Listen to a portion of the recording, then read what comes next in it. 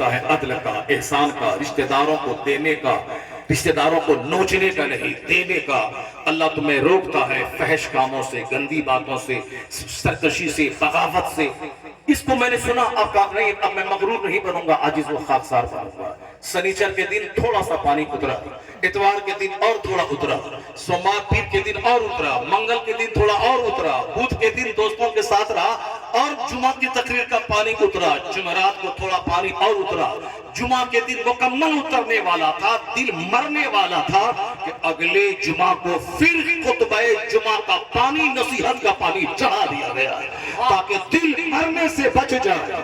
جب کھیت میں پانی نہیں پڑتا ہے تو کھیت جل جاتا ہے، فصل پیدا کرنے کے لائق وہ کھیت نہیں رہتا۔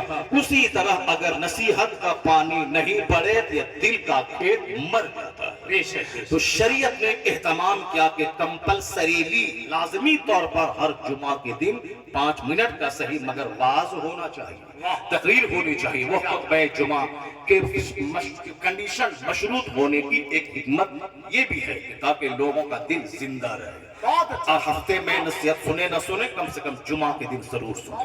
اور شریعت کا اہتمام ہے کہ جہاں گیدرنگ ہو، جہاں مجمع ہو، وہاں واعظ ہونا چاہیے، نصیحت ہونی چاہیے، زندگی کے سنوارنے والی بات ہونی چاہیے۔ جیسے جمعہ کے دن خطبہ شرط ہے، عیدین کا خطبہ واجب ہے، کمپلسری ہے، اگرچہ بغیر خطبے کے عیدین کی نماز ہو جائے گی مگر بے برکت ہوگی، ایک واجب کا ترک ہوگا۔ اب واجب ہے عیدین کا خطبہ، جمعہ کا خطبہ نماز سے پہلے ہے اس لیے شارٹ خطبہ، نماز لمبی، اور عیدین کا خطبہ نماز کے بعد ہے اس لیے نماز شارٹ ہو مگر خطبہ لمبا ہو، تاکہ ایک دن عیدین میں ایک خطبہ سنے، سال کے 360 دن دل کو زندہ رکھنے کے لیے وہ خطبہ کافی ہو جائے۔ اب یہ چونکہ عیدین میں بڑی گیدرنگ ہوتی ہے، بڑا اجتماع ہوتا ہے، اور نکاح کی محفل میں بھی خطبہ ہے۔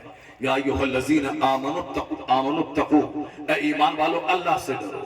3 آیتیں پڑھی جاتی ہیں خطبہ نکاح میں، یا ایھا الناس اتقوا ربکم الذی خلقکم من نفس واحدہ۔ دوسری آیت ہے یا ایھا الذین آمنوا اتقوا اللہ حق تقاتہ ولا تموتن الا وانتم مسلمون۔ تیسری آیت ہے یا ایھا الذین آمنوا اتقوا اللہ وقولوا قولا سدیدا۔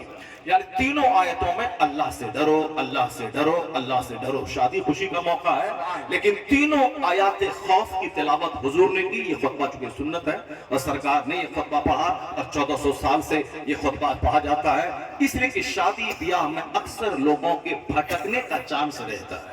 خوشی کا موقع ہے، خوشی کا موقع ہے، اس لیے مصطفیٰ نے 3 آیتوں کی تلاوت کر کے بتایا موقع چاہے خوشی کا ہو مگر بھٹکنے مت پانا، مسلمان بن کے رہنا، چاہے بیٹا کا جنازہ نکلے تو بھی نماز نہ چھوٹے، اور چاہے بیٹی کی بارات آئے تو بھی نماز نہ چھوٹے۔ سنت اور شریعت کی رسی کو مضبوطی سے تھامے رکھنا۔ اگر ایسا ہو گیا تو کسی کافر کی مجال نہیں کہ مجھے دنیا میں ذلیل کر پائے۔ دنیا کی سلطنت بھی میری ہے، مرنے کے بعد مصطفیٰ کی جنت بھی میری۔ کی محمد سے وفا تو نے تو ہم تیرے ہیں، یہ جہاں چیز ہے کیا لوح قلم تیرے۔ اللہ رب العزت نے ہمارے لیے کس قدر شاندار انتظام فرمایا ہوتا ہے۔ 5 گھنٹے کی تقریر ہو جائے گی اگر میں کھول کھول کے بیان کروں۔ قرآن شریف میں کہاں کہاں کہا گیا ہے کہ تم اس پہ غور کرو، اس پہ غور کرو، اس پہ غور کرو، اس کو سوچو۔ آج دماغ ہی نہیں ہے سوچنے کے لیے، چونکہ حضور نے فرما دیا اخیر زمانے میں لوگوں کی عقلیں چھین لی جائیں گی۔ تنزعوا عقول اکثر ذالک الزمان سیاتی علی الناس زمان، عنقریب لوگوں پر ایک ایسا زمانہ آئے گا کہ لوگوں کی عقلیں چھین لی جائیں گی، لوگ دیوانہ پاگل ہو جائیں گے۔ پاگل ہوں گے تب نہ شاندار ڈیکوریشن، 100 روپے کا کارڈ اور 10 کروڑ روپے کی شادی، 5 اسٹار ہوٹل کی بکنگ۔ مصطفیٰ سب سے بڑے، ان کی بیٹی فاطمہ سب سے بڑی، مولا علی شیر خدا سب سے بڑے۔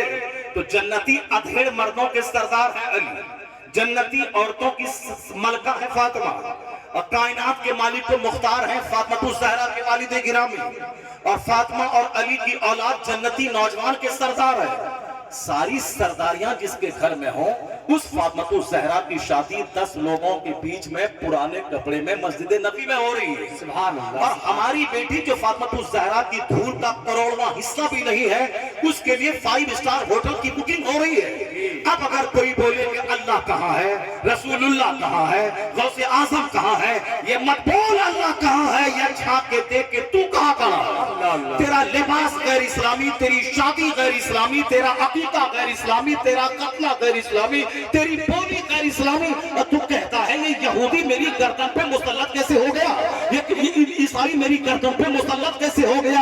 مت بول اللہ کہاں ہے، یا دیکھ کے تو کہاں ہے، اور جس دن تو پکا محمدی ہو جائے گا اس دن دنیا بھی تمہاری ہوگی، عقبہ بھی تمہارا۔ اللہ اللہ اللہ، کیا بات ہے حضرت، زندہ باد۔ بس منہ میں بولی آئی بول دیا اللہ کہاں ہے، رسول اللہ کہاں ہے، مسلمان مر جائیں گے، کٹ جائیں گے، تب اللہ رب العزت مدد نازل کرے گا، تب مصطفیٰ اپنا معجزہ دکھلائیں گے، تب غوث اعظم اپنی کرامت دکھلائیں گے، جب سارا فلسطین مٹ ہی جائے گا تب غوث اعظم کی مدد آ کے کیا ہوگی؟ کہاں ہے؟ مت پوچھ کہ غوث اعظم کی مدد کہاں ہے۔ غوث اعظم کہتے ہیں کہ جس طرح یہ آسمان ساری دنیا کو گھیرے ہوا ہے اسی طرح میرا ہاتھ میرے سارے مریدوں کے سروں پہ ہے۔ غوث اعظم کہتے ہیں میرے امید کا ستر، میرے مرید کا ستر اگر مشرق میں کھل جائے تو میں مغرب میں رہوں میں اس کا ستر ڈھانپ دیتا ہوں۔ میں جس طرح ہتھیلی پر رکھے ہوئے دانے کو دیکھتا ہوں اسی طرح میں اپنے کائنات میں پھیلے ہوئے اپنے مریدوں کو میں دیکھتا ہوں۔ غوث اعظم کے شہر میں کوئی ننگا ناچ کرے، غوث اعظم کے مزار کے سامنے کوئی بیٹی کی شادی میں ناچے، اور وہاں کا امام مصنوعی داڑھی لگا کے مسجد میں نماز پڑھے، لوگ شراب پئیں، ان کے گھر میں 300 لونڈیاں ناچیں، اور غوث اعظم ان کو بچاتے رہیں، سیفٹی دیتے رہیں، سیکیورٹی دیتے رہیں، اور جب آفت آئے تو پھر غوث اعظم خود بچا لیں اس آفتوں کو، اور پھر کیا ہوگا؟ ہم شراب پیتے رہیں، ہم بدکاری کرتے رہیں، ہم گھمنڈ اور غرور میں جیتے رہیں، ہم اینٹی اسلامک کلچر میں رہیں، تو اور اللہ تعالیٰ مسجد کو بچا لے، مسجد اقصیٰ کو بچا لے، مسجد کو بچا لے، اللہ بچا لے جب مصیبت آئے، اور باقی ہم جو کر رہے ہیں کرتے رہیں۔ یہ ہماری بدعملی کی سزا ہے کہ اللہ چاہے گا تو ایک سیکنڈ میں دنیا کے سارے کافر مر جائیں گے، دنیا کے سارے نصرانی یہودی ذلت کی موت مریں گے، مگر میرا کیا ہوگا؟ میں جو شراب پیتا ہوں، میں جو زنا کرتا ہوں، میں جو سود کھاتا ہوں، میں جو جھوٹ بولتا ہوں، میں جو مصطفیٰ کے فرمان سے بغاوت کرتا ہوں، میرا کیا ہوگا؟ یہ میری بدعملی کی سزا اللہ دیتا ہے کہ خوب مٹو خوب پیٹو، اور جس دن تم توبہ کیا اور بولا کہ اب میں مسجد آباد کروں گا، مدرسہ آباد کروں گا، اب میں جنت اور آخرت کی فکر میں جیوں گا، اب میں یہود و نصارہ کا لباس نہیں پہنوں گا، تو سچی توبہ پیلی بھیت میں کر اور مسجد کو آباد کر، جہاں کا پازیٹیو اثر فلسطین کی آگ کو بجھا دے گا، وہاں کے شہداء کو اللہ اللہ اللہ، کیا بات ہے حضرت، نعرہ چو کر کے رہ جانا ہے۔ کبھی دل میں خیال نہیں پیدا ہوتا کہ میری بدعملی کی وجہ سے میرے بھائی پہ عذاب آیا، کبھی خیال نہیں پیدا ہوتا کہ میں وہاں جا کے ان کے ساتھ لڑ نہیں سکتا، تو کم سے کم میری دعائیں تو وہاں پہنچ جائیں۔ یہ دعا چائے کی دکان والی دعا نہیں پہنچے گی، دعا وہ پہنچے گی جو تہجد کے وقت میں بھیگی ہوئی آنکھوں کے ساتھ دعا ہوتی، وہ دعا پہنچتی ہے۔ یہ چائے پان کی دکان پہ چلتی دعائیں نہیں قبول ہوتی ہیں، دعا کی قبولیت کے لیے حضور قلب ضروری ہے۔ اب ذرا ہم لوگ کیا کر رہے ہیں اور کیا کرنا چاہیے وہ سارے لوگ جان ہی رہے ہیں۔ اب ایک دوسری بات میں آپ سے کہنا چاہتا ہوں کہ آج ہر کوئی ایک دوسرے کو کشٹ دینا چاہتا ہے، ہر آدمی ایک دوسرے کو تکلیف دینا چاہتا ہے۔ پہلی بات تو آپ نے سن لیا، دوسری بات بھی سن لیا کہ وعظ کا کیا اثر ہوتا ہے۔ وعظ سننا چاہیے، عالموں کی صحبت میں بیٹھنا چاہیے تاکہ دل بگڑنے سے بچ جائے۔ اب اس کی مثال میں دیتا ہوں کہ ایک جملہ کیسے آدمی کی سوچ بدل دیتا ہے۔ غزوہ حنین ہے، سرکار دو جہاں نے زبردست فتوحات حاصل کی۔ غزوہ حنین میں ہزاروں بکریاں، 40,000 بکریاں، گھوڑے، اونٹ، چاندی سونے کے سکے، وہ سب مال غنیمت کے طور پر جنگ حنین میں ہم مسلمانوں کو حاصل ہوئے، جبکہ وہ جنگ پہلے شکست کے قریب جا چکے تھے۔ حضور گھوڑے سے نیچے اترے، دشمنوں کے بیچ گھس گئے اور کہا انا نبی لا کذب، انا ابن عبد المطلب، میں اللہ کا نبی ہوں، جھوٹ نہیں ہے، میں عبد المطلب کا بیٹا ہوں، جھوٹ نہیں ہے۔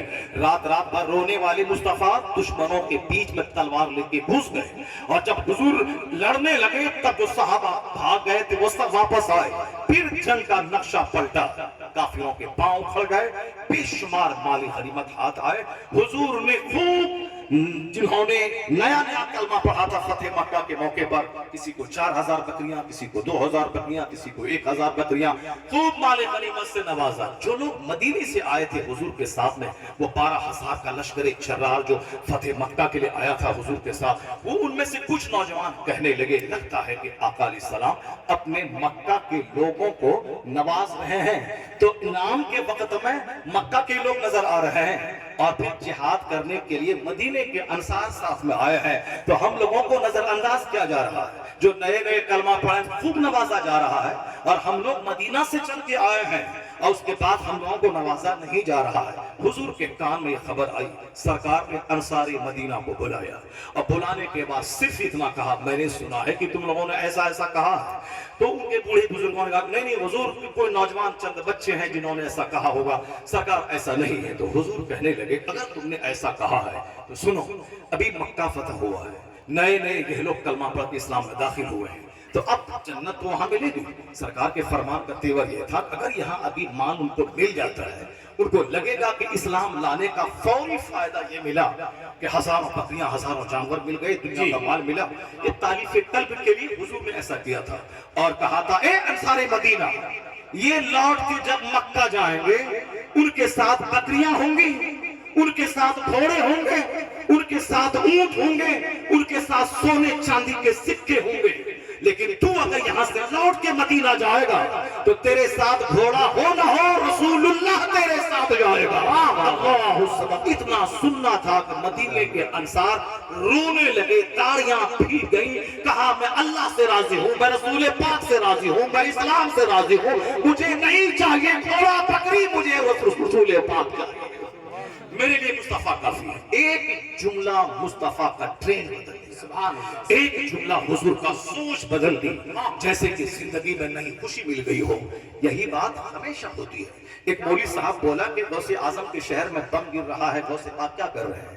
میں نے کہا غوث پاک ناراض ہیں اسی لیے بم گر رہا ہے، جس دن غوث پاک خوش ہوئے ساری بیماری ختم ہو جائے گی۔ غوث پاک ناراض ہیں اسی لیے بم گر رہا ہے۔ پڑھے لکھے لوگوں کے دماغ میں بھی بہت ساری باتیں آتی ہیں، مولانا ہے تو کیا ہوگا، پیر صاحب ہے تو کیا ہوگا، مگر اچھی باتیں سچی باتیں سب کو سننی چاہیے، سب کو باز جمعہ کا خطبہ سب کو سننا چاہیے۔ پیر صاحب ہیں 1 لاکھ مرید ہیں، کچھ بھی نہیں، واج سننا پڑے گا، تقریر سنیے، آپ کے پاس بھی دماغ ہے، کھوپڑی ہے، یہ کھوپڑی الٹ پلٹ ہو سکتی ہے۔ میں نے بریلی میں ایک بہت بڑے اجتماع میں کہا تھا، آج جو خانقاہوں میں جو جنگ ہے، ہم سجادہ نشین، ہم گدی نشین، ایک ہی وجہ ہے، چونکہ بچے ڈی ایم نہیں ہیں، ایس پی نہیں ہیں، ماسٹر نہیں ہیں، پروفیسر نہیں ہیں، بخاری شریف پڑھانے کی صلاحیت مدرس نہیں ہے، حافظ قرآن کی تراویح سنا دیں۔ اب پیر صاحب کا بیٹا ہے آرام سے رہا، وہ تو پیر صاحب کا بیٹا رضائے رسول ہے کہ باپ عالم تھا تو باپ کے نزدیک رہ کر بیٹا بھی زبردست عالم بن گیا۔ باپ انڈیا میں پڑھا تو بیٹا جا کے مصر سے پڑھ گیا، یہ باپ بھی اعلیٰ بیٹا بھی اعلیٰ، ورنہ اکثر پیر صاحب کا بیٹا جاہل، پیر صاحب کا بیٹا جاہل، کیونکہ پیر صاحب کا بیٹا ہے، ہم ارب پتی آیا ہاتھ چوم لیا۔ مولانا صاحب امام ہے مسجد کے، بہت بڑے قابل عالم ہیں، حافظ قاری مولانا سب ہے، پیر صاحب کا بیٹا ہے، ہاتھ چوم لیا۔ محبت ہے، عقیدت ہے، پیر صاحب کی وجہ سے بچے کا احترام، شہر کا احترام، تو اس احترام نے ان بچوں کے مزاج کو خراب کر دیا، وہ بچے بزدل ہو گئے، وہ بچے کاہل ہو گئے۔ جیسے اجمیر کا مجاور، وہ کالی ٹوپی رامپوری پہننا، داڑھی مونچھ صفاست کرنا، چونکہ فری میں پیسہ مل رہا ہے، اس لیے وہاں زناکاری زیادہ ہے، سٹہ بازی زیادہ ہے۔ اب وہ چلا ہے اعلیٰ حضرت کے خلاف بولنے کے لیے کہ بریلی میں 40 لاکھ لوگ عرف نظیم میں آ جاتے ہیں، سارے علماء بریلی بریلی، رضا رضا۔ اب انہوں نے رضا کے خلاف بولنا شروع کیا۔ ان مجاوروں کو کیا معلوم کہ چادر بیچنے والا، پھول بیچنے والا، یہ مجاور رضا سے مقابلہ کرنے چلا، رضا کے خاندان سے لڑنے چلا ہے۔ تم پھول بیچ کے کھا، جسے کہ تو عالم نہیں ہے، تو مولانا نہیں ہے، تو دین کا خادم نہیں ہے، تو چادر بیچ، پھول بیچ، بس اپنی اوقات میں رہ، رضا کے خلاف مت بول۔ رضا کا بیٹا پھول نہیں بیچتا ہے، رضا کا بیٹا فتویٰ لکھتا ہے، رضا کا بیٹا کتاب لکھتا ہے، رضا کا بیٹا مدرسہ قائم کرتا ہے، رضا کا بیٹا دین کا کام کرتا ہے، رضا کا بیٹا جو دین کا کام کرتا ہے اللہ اس کو زمین سے اٹھا کے شہرت کے آسمان پہ پہنچاتا ہے۔ کیا بات ہے، زندہ باد۔ جہاں دین کا کام ہوتا ہے وہاں اللہ کی نعمتیں حاصل ہوتی ہیں۔ اعلیٰ حضرت گئے، اپنے دونوں بیٹوں کو ڈی ایم نہیں بنایا، ایک کو مفتی اعظم ہند بنایا اور ایک کو حجت الاسلام بنایا، اور ساری زندگی دین کا کام کرتے رہے جب تک دنیا میں رہے، عزتیں الگ ملی، اور قبر میں ہیں تو آج کروڑوں لوگ ہیں جو بریلی شریف آتے جا رہے ہیں۔ پہلے عرس نظمی چھت پہ ہوتا تھا، اس کے بعد سوداگران کی گلی میں ہونے لگا، پھر اس کے بعد جب لوگ بڑھے تو اسلامیہ انٹر کالج میں عرس ہونے لگا، اور جب آبادی بڑھنے لگی تو جامعۃ الرضا میں ایک الگ ہونے لگا.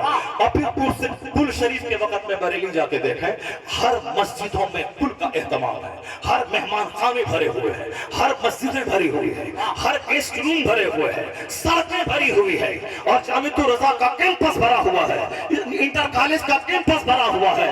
آدمی تو اکثر سال گزرتے گزرتے ایک دوسرے کو بھول جاتا ہے. جیسے ہمارا باپ مر گیا تو 4 سال 2 سال تک یاد رکھتے ہیں, اس کے بعد ہم اور آپ سب بھول جاتے ہیں.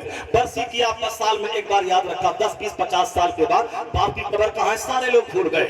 یہ جو لوگ دنیا کی خاطر جیتے مرتے ہیں ان کے بال بچے ان کو بھول جاتے ہیں, مگر جو دین کی خاطر جیتے ہیں وقت گزرتا جاتا ہے, شہرت کا گراف اونچا ہوتا چلا جاتا ہے. یہ اعلیٰ حضرت کی کرامت ہے کہ شروع میں 5000 اور ابھی 30 سے لے کے 40 لاکھ لوگ ان کے عرس میں حاضر ہوتے ہیں.